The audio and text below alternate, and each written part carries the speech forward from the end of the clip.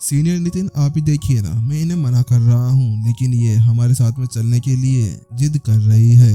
ये ऐसे कह रही है कि ये भी हमारे साथ में वहाँ प्राचीन डोमेन के अंदर जाना चाहती है। दिलीप की बात सुनने के बाद में नितिन ने अपनी आंखें सिकोड़ ली और उसने प्रत्युषा से पूछा, क्या वास्तव में आप भी हमारे साथ में जाना चाहती है? नितिन की बात सुनने के बाद में एक प्यारी सी आवाज सुनाई देती है, जी हाँ, मेरे को भी वहाँ पर जाकर उसके बारे में कुछ जानना है, क्योंकि मैं भी एक मास्टर टीचर हूँ, तो मेरा भी ये कर्तव्य बनता है कि मैं भी वहाँ पर जाकर आप सभी की मदद करूँ और मुझे भी वहाँ पर जाकर कुछ नया सीखने को मिलेगा।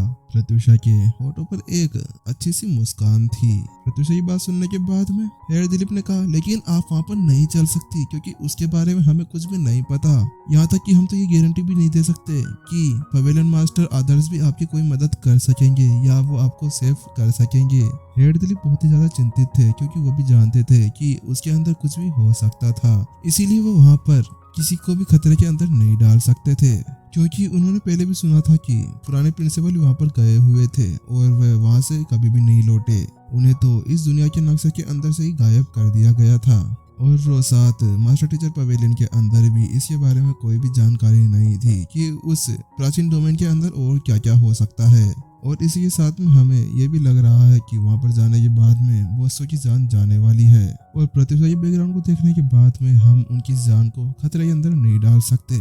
दिलीप अब नितिन को इशारा कर रहे थे कि वह भी उसकी मदद करे प्रत्युषा को मनाने के लिए कि वह वहाँ पर ना चले, लेकिन फिर भी इसको देखकर ऐसा लग रहा था कि नितिन के ऊपर इसका कोई भी प्रभाव नहीं पड़ा। नितिन ने उनके इशारे के ऊपर ध्यान देने के बाद में भी ऐसा कहा, अच्छा तो आपको हमारे साथ में चलना है तो कोई बात नहीं, आप चलिए। नितिन की आंखों के अंदर एक चमक देखी जा सकती थी। बात कुछ ऐसी थी कि वह प्रत्युषा के साथ में समय बिताना चाहता था और इतने ज्यादा समय से उससे ज्यादा दूर रहने की वजह से उससे वह कभी भी नहीं मिल पाया था, और जब उसके पास में इतना अच्छा चांस था उसके साथ में समय बिताने का तो वो उसे कैसे मिस कर सकता था। और जब उसने ये बात सुनी तो उसे ऐसा ही लगा था कि वास्तव में वह कहीं पे स्वर्ग में आ गया है और स्वर्ग भी उसके साथ में है। लेकिन नितिन ने तो ये बात कह दी थी, लेकिन उसने तो ये नहीं सोचा था कि सामने वाले के ऊपर इसका क्या प्रभाव पड़ेगा। वहीं दूसरी तरफ दिलीप को इतना गहरा झटका लगा कि ऐसा लग रहा था किसी भी पल वो बेहोश हो सकते हैं।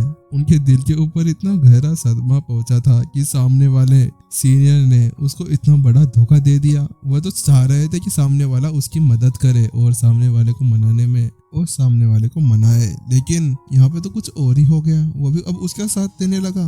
सीनियर नितिन, आप क्या कर रहे हैं? आपको मेरा साथ देना था ना कि उनको मनाना था। आप भी अब उनके साथ में लग गए। दिलीप मनी मन में सोच रहे थे, हाँ मैं समझ गया है सीनियर नितिन कि आप उनको पसंद करते हैं, लेकिन आप ऐसा तो नहीं कर सकते। मैं आपकी मदद मांग रहा था, कम से कम कुछ तो लाशर्म रखनी चाहिए थी कि आपका जूनियर आपसे आपकी मदद मांग रहा है तो उसकी मदद करनी चाहिए थी, या ना कि अपनी प्रेमिका की जिसकी आप हमेशा ही पीछा कर लेना चाहते हैं। मुझे पहले से पता था आप दोनों के बीच में कुछ ना कुछ तो चल रहा है। क्या आपको नहीं लगता कि आप अभी होंगन साम्राज्य के मास्टर टीचर अकेडमी के प्रिंसिपल हैं? तो आपको सोच समझकर निर्णय लेना चाहिए था।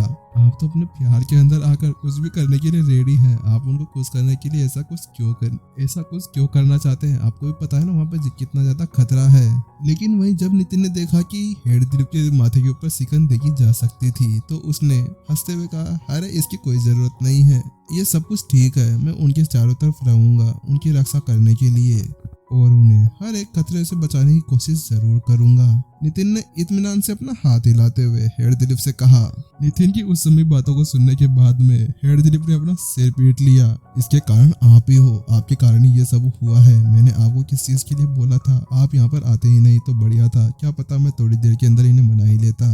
मैं जानता हूँ कि आप होंगे साम्राज्य के दवाई के देवता है, आप जहाँ जाते हैं वहाँ पर तो मुसीबत आती ही आती है।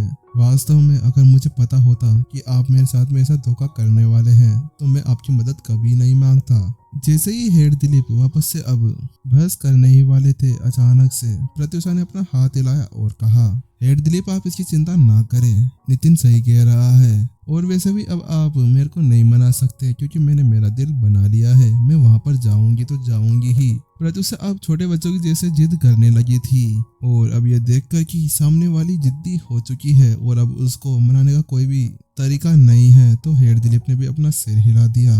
अच्छा तो ठीक है, चलिए आप भी।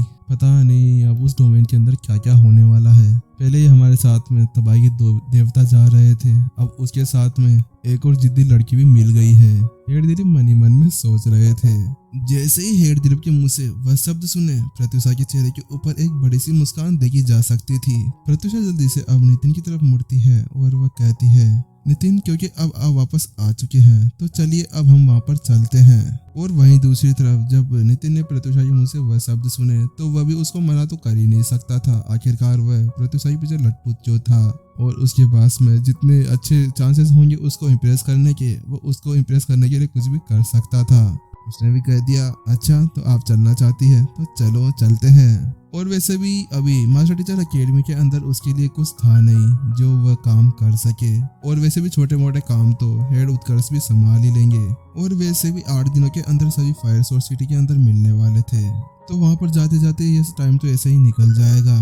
और यदि वह टाइम पर नहीं पहुंचे तो हो सकता है कि सभी उन्हें छोड़कर अंदर चले जाएं। और वैसे भी रही सामानों को पैक करने की बात, वो तो नितिन के लिए आम बात थी, क्योंकि नितिन वैसे भी इधर उधर टहलता रहता था, तो हमेशा से उसकी स्टोरी के अंदर से उसके काम के सामान रहा करते थे, इसीलिए उसे इसके लिए कोई तैयारी करने की जरूरत नहीं थी। उसके बाद में हेड दिलीप तेजी से आगे बढ़े और उन्होंने अपने एरियल स्पिरिट बीस्ट को बुला लिया। और अब उसी के साथ में वह तीनों उस एरियल फ्लाइट बीस्ट के ऊपर बैठकर फायर सोर्स सिटी की तरफ जाने लगे। संत बीस्ट के ऊपर कमरे के अंदर नितिन अब दिलीप के पास में गया और उनसे पूछा, हेड दिलीप, मैंने सुना है कि हेड शंकर और कुछ लोग अभी फायर सोर्स सिटी के अंदर गए हैं और उनके साथ में 20,000 स्टूडेंट्स भी गए हैं, तो वहाँ पर क्या कुछ गलत है? नितिन के मुंह से वह शब्द सुनने के बाद में दिलीप थोड़ी देर चुप हो गए और उन्होंने कहा, हाँ, वहाँ पर कुछ प्रॉब्लम हो गई थी। जहाँ पर हमें अभी जाना था उस डोमेन के बाहर का जो फॉर्मेशन था वो थोड़ा सा डगमगा गया था, इसीलिए उसको ठीक करने के लिए लोहार स्कूल और फॉर्मेशन स्कूल से कुछ स्टूडेंट्स को वहाँ पर ले जाया गया है।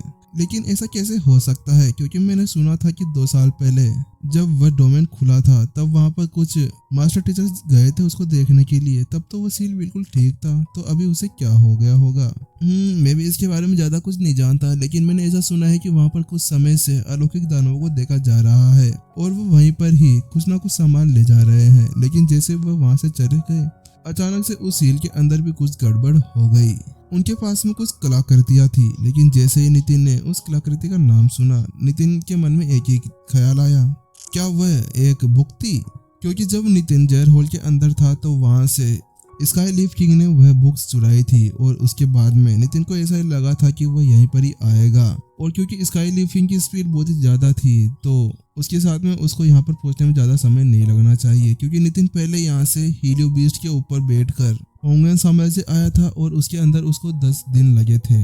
लेकिन जब स्काई लीफ किंग के पास में इतनी ज्यादा शक्तियां थी तो उसके साथ में उसको जिंग सिटी के जेयर हॉल से यहाँ पर आने के अंदर ज्यादा समय नहीं लगना चाहिए था। शायद वो 5 दिन के अंदर या उससे कम समय में भी यहाँ पर पहुंच गया होगा। लेकिन वहीं दूसरी तरफ जैसे ही हेड दिलीप ने उस बुक का नाम सुना तो वह हंस पड़े। क्या सीनियर नितिन, आप भी क्या मजाक कर रहे हैं? क्या आपको लगता है कि एक बुक के साथ में इतनी ताकतवर सील को तोड़ा जा सकता है? क्योंकि आखिरकार एक बुक तो केवल ज्ञान के काम में ही आती है और उसके अंदर इतनी ज्यादा शक्तियां तो होती नहीं है कि वह इस तरह की शक्तिशाली सील को तोड़ सके। लेकिन जैसे ही नितिन ने हेड दिलीप के मुंह से वह शब्द सुने, उसका मुंह भी शर्म से लाल हो गया और वो चुप हो गया और वही मन ही मन में सोचने लगा, वास्तव में ऐसा ही लगता है कि मैं शायद ज्यादा ही सोचने लगा हूँ।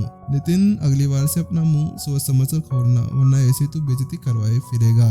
और वैसे भी नितिन, अगर ये बात सच भी हुई तो कोई बात नहीं, हम लोग फायर सिटी जा रहे हैं तो वहाँ पर जाने के बाद में इसके बारे में हमें ज्यादा कुछ पता चल जाएगा, क्योंकि अभी तो किसी को भी इसके ऊपर यकीन नहीं होने वाला कि एक बुक के साथ में भी ऐसा कुछ किया जा सकता है।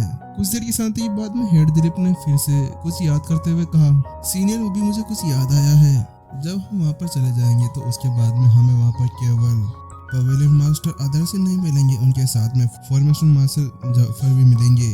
वह एक 7 स्टार फॉर्मेशन मास्टर है और उनको मुख्यालय द्वारा हमें यहाँ पर मदद करने के लिए भेजा गया है और हमें पवेलियन मास्टर आदर्श की हर एक चीज का ध्यान रखते हुए और वह जैसा जैसा कहते हैं वैसे ही हमें आगे बढ़ना होगा, क्योंकि हम वहाँ पर बिल्कुल भी बिना सतर्क हुए नहीं जा सकते और अगर हमने थोड़ा सा भी लापरवाही की तो उसके बाद में हमारे ऊपर बहुत बड़ी परेशानी आ सकती है।